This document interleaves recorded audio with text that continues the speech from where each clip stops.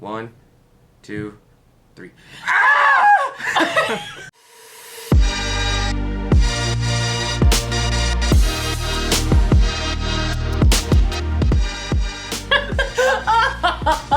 For anyone who doesn't know why we do that, when we sync the audio to the video, there's a spike in audio that goes up so we can see exactly when to sync it.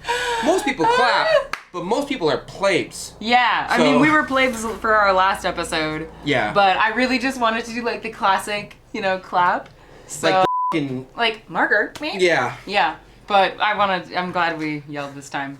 So... Usually what happens is my hand's full of something when I'm doing pottery. Like I was making a glaze last night, and I was recording, and my hands were like full. Like I had red iron oxide all over this hand. Oh my god. And I had like the glaze in this hand, and I was like, how do I mark this? And I was like, I will see that when I edit the video. I could just see Abel being like, what the f***?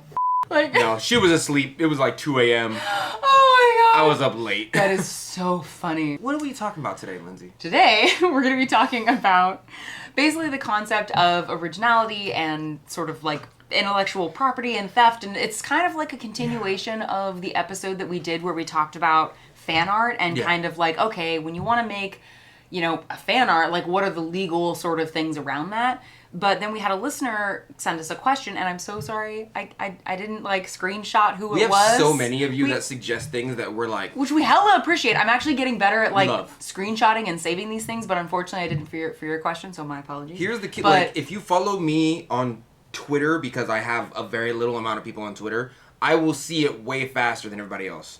Because on Instagram, there's like hundreds of you. But on Twitter, there's like 2. Yeah. But anyway, somebody sent us a question basically asking like, okay, so I get it with the whole, legal when it comes to like doing fan art based off of a film or a video game or a book series where there's like a company. Yeah. But what about if you're interested in like sort of copying a style from another artist? And in the episode, we kind of briefly just said like, oh yeah, like just credit the person who's doing it. But we're going to go into a little bit more discussion about it today. So if you're, again, beginning in the ceramics and you're kind of figuring out like, okay, how do I like ethically do this thing? There's definitely a reason we started this conversation today. Let's go into why we're having this discussion. Well, I don't know how we should appetizer this, so to speak, but... You just set it down lightly on the table with a look of contempt in your eye. I love it. Oh my god, yes. I just ate and I'm hungry now. So... For me, personally, on a personal take, once you take something that is already copyrighted, and try and make that exact copy, that in and of itself seems to cross the line for me. That, like, if I took, what's his name, the guy who makes those swirly looking mugs? He makes production work, he's a slipcaster, he's super famous on Instagram. Anakin. I forgot his name. Anyway. Well, let's just say, like, if I took another artist's mug that was already well known and slipcast it and made it in the colors they make it in, for me, that's stealing. For me, that's like, you stole my shape. Yeah. You're making it in my colors. Same exact design. Same design. For me, that's just straight up stealing from another artist. Yeah. Now, if you're drawing Mickey Mouse and you're calling it Mickey Mouse and you're saying it's yours, that's also theft, even though it's a large company versus an artist on that scale. You're getting Mike Penced over here. I am. Just trying to Mike Tyson me. But there is definitely wiggle room when you get to the bottom. You know what I mean? Because fan art is basically like, Fan art, I would say, is more along the lines of you're taking the concept of something or maybe somewhat of a specific designer character and you're doing enough to sort of make it your own. You're morphing it somehow. Yeah. Even if it's just like, I don't know, even in that there's some wiggle room there. Right. Because again, as we discussed in our last episode, like what exactly where that line is kind of amorphous, and again, like, it's fuzzy. We're not here to give you actual legal advice. Yeah, I'm not here to say, like, if you do this, it will work out for you. I'm here to say that, like, Lindsay makes, like, Ocarina of Time and Majora's Mask mugs. I make Avatar The Last Airbender things. Actually, they're Princess Mononoke masks. Oh, I'm so sorry. No, it's okay. I like Here's to my make nerd that a card. point. No, dude. Here, I'm gonna give it right back because I've never played any of the Zelda games. Oh my god. I know. That looks exactly like a majority. I know, it does look hella similar. Anyway, Well, Lindsey makes like a D&D, yeah. in Dungeons and Dragons and like stat mugs, and I make Avatar: The Last Airbender mugs. But like, at what point can you be like, you're taking from D&D? That's money out of there. Not really. Yeah. Like, a picture of a bow and arrow doesn't really belong to D&D. Yeah. You know what I mean? If I took the coin, the money from Ba Sing Se, is that, and I made it into a mug, is that theft? Or did they already take the Chinese coin and just make it into a symbol in the, like, Yeah. At what point is it, like, where's the fuzz? Well, we do know where there's not fuzz, and that's what happened to you yesterday. Yeah, so, long story short, I might send you the pictures to put it on screen, but, like, somebody basically took the entirety of my beginner section from YouTube, which, by the way, is free as long as you have access to it as far as internet connection goes, and took it and turned it into ripped the videos, turned it into an application, and then put a paywall behind it. So it's like, oh, learn how to do pottery like this, and you watch a video, and then it's like, for the next video, pay $15. And then it's like, for the next video, pay $5. And then it keeps going and going and going. It's an Apple app on iTunes, and I think, I don't have an Apple, so I didn't know about it. Yeah, But, how did you find out about it? Somebody with an Apple, it's like somebody was looking at pottery apps, Okay. clicked on it, and was like, is that you? Is this your app? And I was like, no. No, somebody legitimately from China. Let me grab. Oh my God! I was about to be. Let me grab my phone, but it's literally recording this. You can use but mine. It's the, You can use mine. Okay. But yeah, the app. Just don't scroll too far to the left. I don't even know how to get to your photos. Okay. So the app is called Create Pottery Deviant Art App, and the producer is Yossi Nishri. So it's YOSSINISHRI. Give them 1-star reviews and be like, this is stolen content, because it really is. I put it on Instagram, and lots of you already have. But the weird thing is that ever since people started doing that, it doesn't show up on the App Store anymore, but if you Google it, it shows up on the App Store from the computer. So, like, if I go into Google or my computer and I type in the name, it'll show up. So even if you don't have an Apple Right, you phone, can still do it. Yeah. I think it makes you download it once to review it, but everyone's like, I downloaded it, then I deleted it. It was real easy. Yeah. It's, someone legitimately has stolen not only my likeness, my videos. What really angers me is that they're making you, the subscriber, or the person who's taking the content, pay for something that I think is valuable, but I'm giving to you for free. Yeah. It's as if you were hungry, and I was giving you food of my own free will and accord, and someone stole that same food and said, you gotta pay for it now. And now I'm angry because I'm like, I'm trying to feed you. Why would you do that to this person? And they're just like, money. Yeah. And it's I usually don't mind. Like, honestly, I usually wouldn't mind if somebody, like, just stole content from me, but at the point in which they say they made it their own and they're making you pay for it, that's where I'm like, that's not cool. Yeah. That's morally not okay versus just trying to steal pictures from me. That's like straight up theft. Like That's straight up a theft. lot of the stuff that we've talked about before when it comes to like copying and stuff is like there's nuance because it's fan art, or it's like trying to, what we're going to be discussing is like learning from another person's style by trying to like emulate it or something like that. Which you like, should be doing, to be honest. And that's different than what just happened to you. That's way different. But so, all right. So, what are some of your initial thoughts when it comes to like the importance of looking at other artists' work for inspiration and like emulating it? I actually think it's very important to start emulating other artists' work, not on a intent to sell basis, but an intent to try and emulate or see if you can get more tools on the belt, so to speak, in order to kind of embolden yourself and your skill. Like, the second that I decided to learn how to make swirly mugs, I made them, and they immediately are just a thing for me now. Like, every artist at a certain level as far as wheel-tone ceramics knows what a swirly mug is, and they know how to make them. But I only knew that because I saw someone else do it, and I was like, I want to try that. Yeah. And there we go. Now I have that skill on my belt. But there definitely is a line where, like, you just start becoming a copycat. You know what I mean? There's general things. Somebody trims their foot a certain way. I don't think that's yours. You know what I mean? No?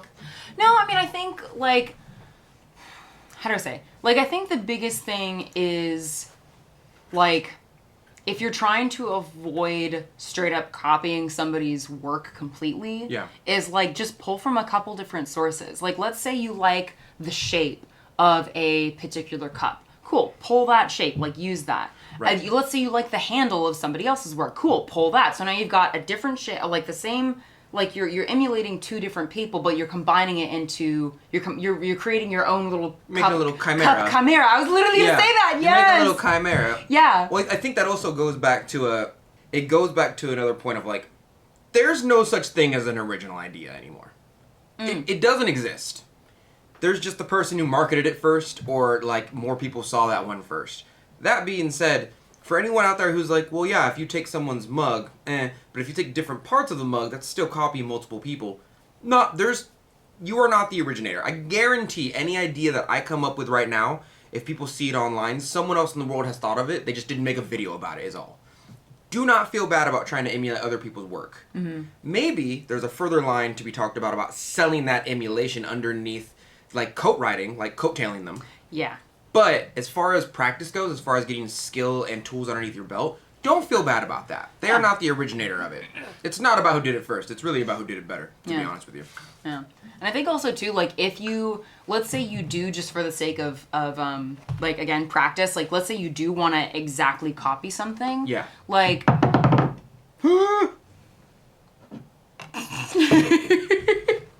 Let's say you do want to exactly copy something. Yeah. You know, when I was in college, there's an artist that I really, really like. His name is Anthony Jones. He's a digital artist. Yeah. And I ended up copying one of his paintings for a class. But I emailed him. And again, like, when it's in an educational environment, I think there's a lot more leeway because it's not like I was selling that painting. Yeah, you're there to learn that skill. Yeah. But I ended up emailing him, and I was just like, hey, like, I'm in this class. Like, would it be okay if I, reproduce your image? And he was actually like, yeah, go for it. Like, that's great. And so I think if it's a situation like that, like, there's so much that can be learned from trying to exactly copy something. Yes. Because you're never going to be able to exactly reproduce it, and you're going to learn a lot along the way. Yes. But let's say, for instance, I wanted to figure out how Katie Marks, who's the woman behind, or the person, I think she uses she, her pronouns, but anyway, Katie Marks is the person behind another Seattle artist on Instagram. Okay. And she makes these gorgeous, like, rainbow-colored, like, Lisa Frank, all day, every day type, like, happy mugs. Let's say I wanted to try and copy her style just as an exercise. What I would do is, first of all, I would not sell that mug. Right. Second of all, I would probably email her or message her and just be like, hey, like, I'm just so you know, I'm going to be doing this. I'm not going to be selling the piece. I'm going to tag you and I'm going to share, but I'm doing this as a learning exercise to demonstrate how much can be learned from, like, trying to, like, copy another person's style. Right. I feel like that if you are in a position where you're already selling your work and you're not just in an educational environment, to me, that's, like, the ethical course to do. Yeah, I would agree with that. Not only that, it kind of depends on if you're taking it to a further extent, I would say if you are trying to emulate someone else's work and make money off of it, that's a little sus to me. But at the point at which you're actively taking away sales from them because you're emulating their work, that's the line for me. Yeah. For me, like, Hammerly. His name's Hammerly. Hammerly! That's what I was thinking Kurt of earlier. Hammerly, yes, Yeah. Kurt So, Hammerly. for example, if I decided to take Kurt Hammerly's stuff and, like, slipcast it and sell it, but it clearly is the thing he's known for, that to me is the point at which I'm like, all right, stop. Mm-hmm. Like, you're just stealing the design and trying to coat right off of somebody else's work that they've already laid a foundation for being known for that form of artwork. I would say at the point in which money comes into it starts to get a little sus, but I don't want to see money as the entire thing. But I would say that there's not a finite amount of skill that you can gain, right, from ceramic artwork, no matter how many people you copy. You can always learn new skills forever as a student. There, however, is a finite amount of customers and money. Yeah. So you can't really take, like, it's not like I copy someone else's work and I'm like, I'm taking their skill. They won't have this anymore. But at the point in which I start to copy, like, Hammerly and get customers that were once his for a cheaper price for making the same thing he made that he is known for, that he has worked to lay the foundation of, that's the point at which I go, all right, you're literally just taking from me now. Yeah. It's not like this is for a skill cause. This is immoral, in my opinion. Yeah. That for me is the line as far as an artist goes. Yeah. And I think probably for most folks who are going to be getting something out of this episode, Yeah. it's probably not going to be, like, that big of a deal in terms of, like... Oh, yeah. I think most people are going to... Will like... I think we tend to be very... Like, if you're listening to this episode because you're like, I want to make sure I don't do this, you're already probably a lot better off than a lot of You're already morally folks. correct in some sense. Yeah. So I would say just give yourself some leeway with that, and if it is something that you're not sure about, just contact the artist whose work. Right. Like, I've had people do that a couple of times, and it's just like, no, like, you're like, 'cause somebody contacted me one time, and they were interested in following my similar style of like rolling out a slab, basically using like a sprig mold, like rolling out a slab, having the design be on, and then adding that design to the mug. And I'm like, that is such a general technique. Yeah, that's sculpture that it's stuff. Like, so that's fine to like, I appreciate you asking, but like, no, that, like, you're fine. That's go ahead, common. go ahead, have fun. And it was really sweet because they still ended up making the thing and still tagged me anyway, which I was like, oh man, like that's awesome. Yeah, there's no hurtness. There's no negativity in making friends in the ceramic art world. Like, yeah. I recently started talking to Pottery Danielle. I like her a lot, actually. Oh, cool. Yeah, my mom was like, you should talk to Pottery Danielle, and I was like, I can't just be talking to other ceramic artists. Just I remember you telling me about that, yeah. And she was like, can't you though? Yeah. And I was like, no! Can I?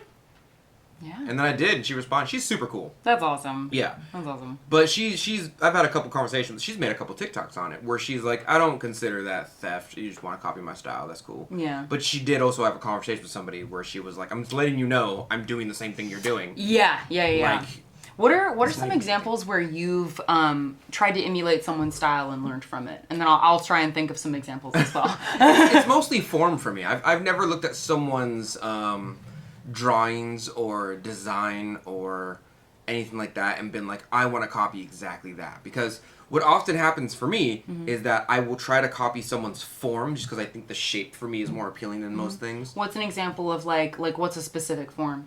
There was one when I was in school, like intermediate ceramics, where somebody would make a form, right? But instead of rounding out the trim, they would leave it at like this diagonal angle. Oh, okay. And it makes the piece look a little bit more lifted. It was part of my education, technically. Yeah. Yoshio was like, you can round out the bottom when you trim it, or you can like leave it like that.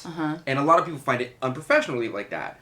But he was also like, if you make the foot deep enough, the piece will look lifted because there's a space in between that V and the actual foot itself. So if you're making forms that are a little bit more elegant and not as chunky looking, it actually complements the form to do so. Right, because it's a narrower foot compared to the overall shape of the thing that you're making, creates an effect of lightness, of elegance, of Exactly. And he was also going over like when you round out a foot, it usually has tones of Eastern or Asian or Japanese or Chinese kind of artwork. Whenever you make a small cup, which is really just a cylinder, and you round out the bottom, dependent on the shape of it, which usually just the size of the cylinder, it's essentially always going to look like a teacup. Yeah. If you round out the shape of a small cylinder... And by rounding out, do you mean just like trimming... Like this, here's the foot, and here's the round of it, right? Oh, okay, I got you. But this clearly looks like what I was just talking about, like a small, traditional, like Chinese or Japanese...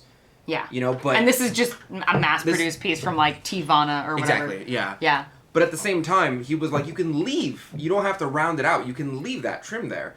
Because I saw another artist do it, and I was asking him about it. Yeah. But that's the thing that I really liked about my teacher, was he didn't just say, oh, yeah, copy it, see if you like it. He was like, here's the reason why somebody would do that functionally, and here's how it looks aesthetically. Yeah. Right? We even did a piece where, like, I made a super big round one. He goes, do the V thing. And I hated it. It was awful. It looked like a really chunky person with tiny little feet. Tiny itty bitty feet. Yeah, and I was like, that does not look ratio at all. He goes, yeah, that's the point I was trying to make to you. Like, the eye does not like that. You can do it on purpose if you want, if you're trying to make a point. But when I told him about it and I copied that artist's foot, he was like, we know how to do this. This isn't like a special technique. It's just another skill. It's another tool on the belt. And I'm glad you told me about it, because now I get to explain why it's important to know about these things. Yeah. If you didn't try and emulate it, you would have no idea. Mm-hmm. You would have just kept doing the same thing you're doing forever and ever. Yeah. It's about growth, more so than just like copying. Have you ever pulled from a specific artist? Like when you're talking about like the swirly mugs, was that inspired by? No. I can't remember if you had said that. The swirly mugs were taught. In fact, I had a very large issue with the swirly mugs when I got out into the ceramic art world, like the real one, because like the real ceramic art world. What the hell is the real ceramic art world? In school, you're kind of coddled. In school, if you're intermediate, people are like, you're so good at this. You're great. There's always that one dude in the class. It doesn't have to be a dude, but you know what I mean. Yeah. There's always one person in the class who's like really good, and you're like, wow, they're so good, so much. But then they get out into like. It's like the big fish, small pond thing. Yeah, you get out into a studio and there's a dude throwing like 2-foot tall pots, 20 pounds of clay at a time on a brand new Brent wheel. He's using two wheels at the same time. 2 wheels at the same. he throws the bottom and then he goes over, throws the top, comes back the next day, fuses them, and you're like, oh, I was a child. I didn't know this existed. Like it's when you get out into that kind of art world, you really Sorry. I'm trying to adjust my legs and I something hurt and then I moved. Anyway, sorry, carry on. You alright? No, I'm fine, man. Don't you You worry said, about no, it. I'm fine. Yeah, I'm fine. You okay? My voice is cracking because I literally screamed myself hoarse watching. Oh my god! What? I screamed myself hoarse watching a jousting tournament. Get it? Horse? Horse? So, all right. So whenever I think of copying type conversation, we this is say quote the unquote. quotations. Yeah. For our listeners who are not watching this, it's the quote unquote. Oh, right. Sorry, we were talking about swirly mugs. Oh, swirly mugs. No, you're yes, right. Okay. Thank you. Okay. Yeah. Carry on I'll with make that. it real quick too. Okay. So I was taught how to do swirly mugs in school. So by the time I got to the open art world, I was like, that's not special. Like I learned that, and people freak out over like the spirals in mugs. And they're like, oh, it's so cool. It's so different. But when I got out of school and into the larger pond, so to speak, I was like, no, it's not. You just pull slower. So for a good year or two, I was like, why does everyone like this? This is like basic for potters. I guarantee you somebody was pulling a cylinder one day a long time ago and they pulled way too slow and they're like, oh, looks nice. Hey, just a swirl. And there you go. That's what it was. Yeah. If anyone I think it's just wants to know how to do that technique, just pull super fast or super slow. You literally have a video on how to do it. It's very easy. I stretched that one sentence into like 10 minutes of a video. Yeah. That's great. That's all. So, yeah. Crap, I had something I was gonna say in relation to that, but now it's gone. Sorry. No, that's okay. No, it was about swirly mugs, and when you were talking about it, I thought of it, but then it left, because then I thought about the video. Anyway, it doesn't matter. Point being. We're talking about artists. Yeah. Copying their work. I remember. Yeah. It's about how often you see stuff. Because especially, like, you gotta, like, remember, like, as a ceramic artist, it's like, we are, like, involved in this world a lot more than the general public. Yeah. And unless you're in an area that has a lot of, like, handmade, like, ceramic works, or it's just, like, it's on your radar, like, you just may not be aware that it's, like, a thing. Yeah, that's true. So, you know. It's like I don't know. There's, like, 4 or 5 things in the ceramic art world that, as potters within the culture, are like, yeah, it's not that special. Like, we do it a couple times and then we're like, meh. But then to the outside world, or we do it a couple times and then they love it and then it becomes their whole thing. But and then you're trapped into doing it forever and ever. Not necessarily. For your whole life. Whole life. I think that's like your fundamental fear with ceramics, and so you project it onto other people. Talk to me about kintsugi. One more time, Auntie. One more time on Facebook. Say bubble glaze, say raku, say kintsugi. One more time, I swear to God. Yeah. See it. Lindsey can do it. Oh my god, I saw it on Facebook. Stop being on Facebook. I mean, kintsugi is cool though. It's cool. It's cool like 2 times, and then I'm like, I just don't want to spend the time on it, frankly. But I don't. It's some people's thing. I also have a bit of it's the way you do it now is with mica gold and like epoxy. So the mica is just like a gold powder. It's not real gold. But the way they did it a long time ago was to get gold flakes and then put it into the crack and fuse it together with heat.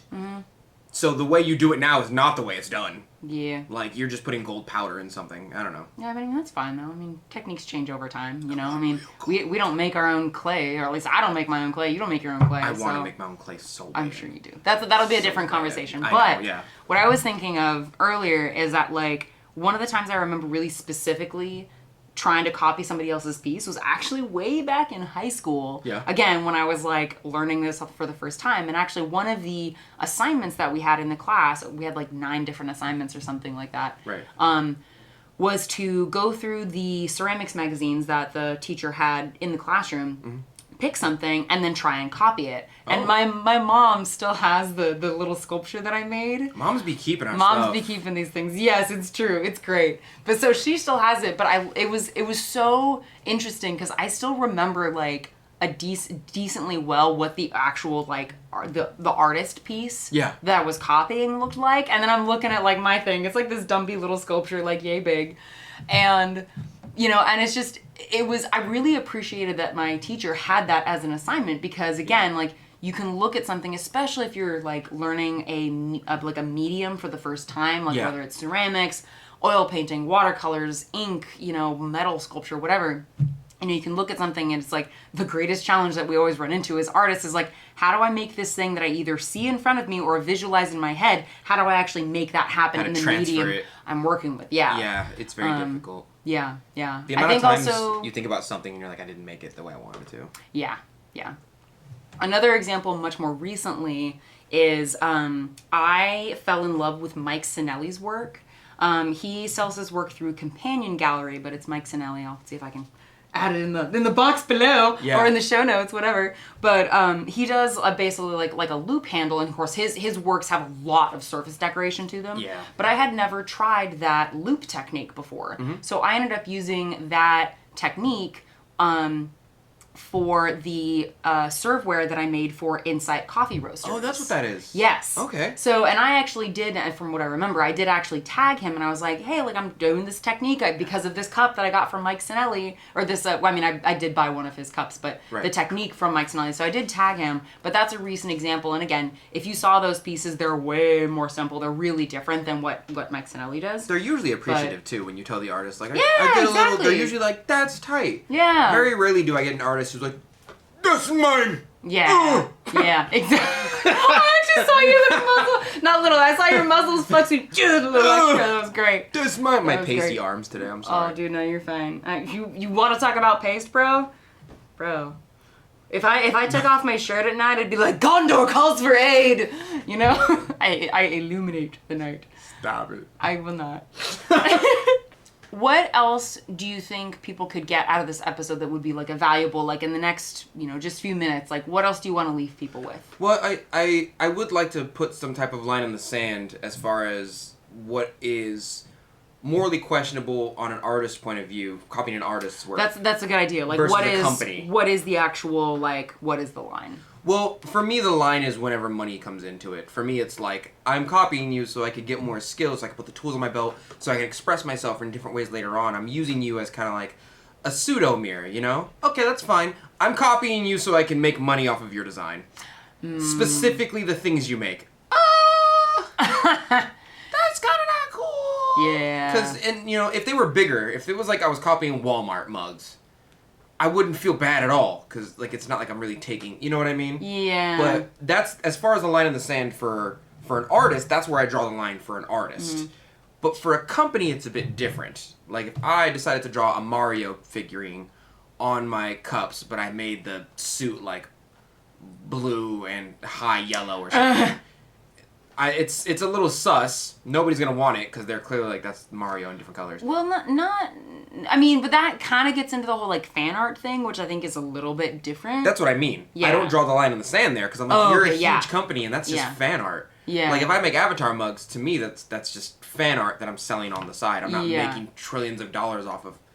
But if I made my own cartoon, and all the characters looked exactly the same, and I got a deal, and I put it on TV, and called it Avatar the Second Airbender, there'd be an issue. Yeah. Like, there's a difference between direct copying and fan art when it comes to a company. Mm-hmm. But if you're a personal artist and you're copying another personal artist's work and you're calling it fan art, but it's a direct rip, that's just stealing. Yeah. It's the difference in between, for lack of a better term, attacking the finances of an artist versus a whole company. Mm-hmm. Like, one is a little more defenseless. Yeah. Also, it's far more common you're going to get a cease and desist letter from a company than you are from Jeff. Like. Yeah. Yeah.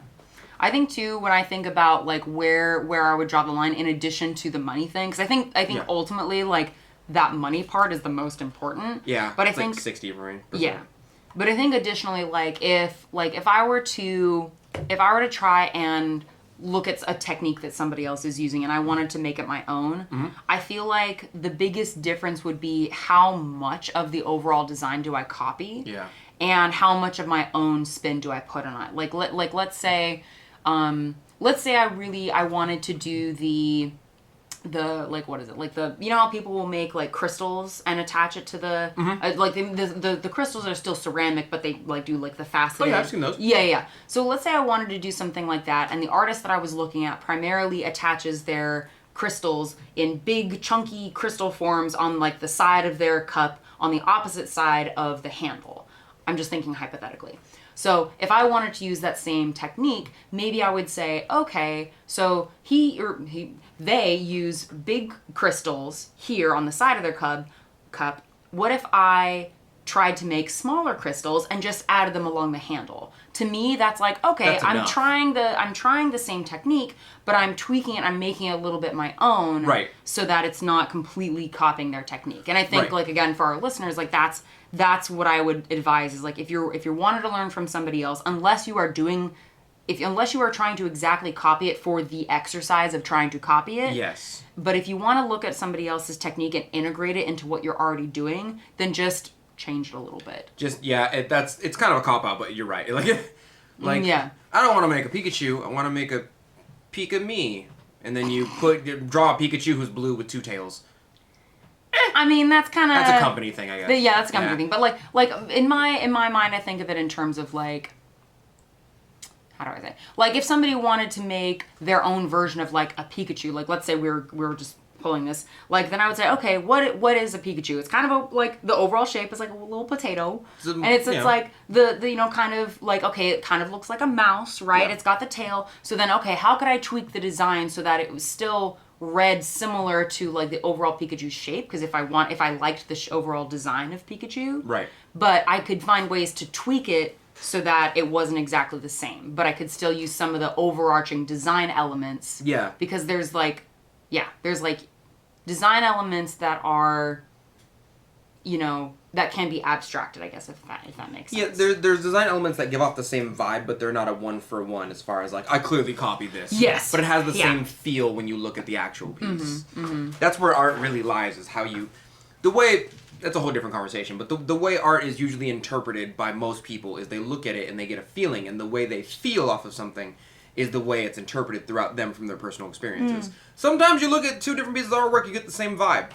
Yeah. But if you do copy one for one, usually they're going to give off the same type of vibe. Or you're going to get the same type of vibe from them. Yeah. And I guess the job of an artist is to either translate that vibe, or if you're trying to copy someone else's work or trying to emulate it to a certain extent, your job is to figure out what that is that makes you feel that way and try and emulate that into your work. That's a really good point. I like that. Yeah. I like that it's a lot. less that you're trying to copy and more that you're trying to take elements so that it gets the same energy, I would say. This would be interesting, like, listeners and viewers. Let us know, because, like, I feel like we could have more talks about, like, design and, like, the actual process of how we develop different designs. Like, when we look at, you know, form, weight, line, like, all these different things. Like, maybe that's something we could discuss a little bit more. So let us know if that's something y'all would find interesting. Also, on your side, when you were talking about, like, kind of making a chimera of stuff, that's usually what I end up doing, is I get a base something, and then I have a technique, and I have, like, 20, 30 different techniques. I'm just making up a number, there's probably more. And then I will just apply one of those techniques into the base form. Yeah. Right? So if I want to make a special handle, I can make any mug I want to, as long as it complements the form, that special handle can go there. I just started making these handles where, like, one goes here, and then you put another little sprig, for lack of a better term. Oh, yeah. Here, so it kind of protrudes out like that. Yeah. Instead of just the whole handle just being here. And as soon as I learned how to do that, I was like, I can just do this to any mug. And it'll be fine. So it's good to get those skills or those tools on your belt so you can build any type of house. Yeah. I don't know why I'm always building a house in my analogies, I'm sorry. I think it's nesting. It might be. They don't know about that yet. I mean, besides... You should leave the nesting for a teaser. The nest in? I've decided they get one TikTok, one YouTube video, and one Instagram. Okay. They have no idea. Okay, so this part I can leave in? This part you should leave in. The due date could be tomorrow. It they could have be. no idea. It's not because I would be like preparing you soup and like rolls and shit.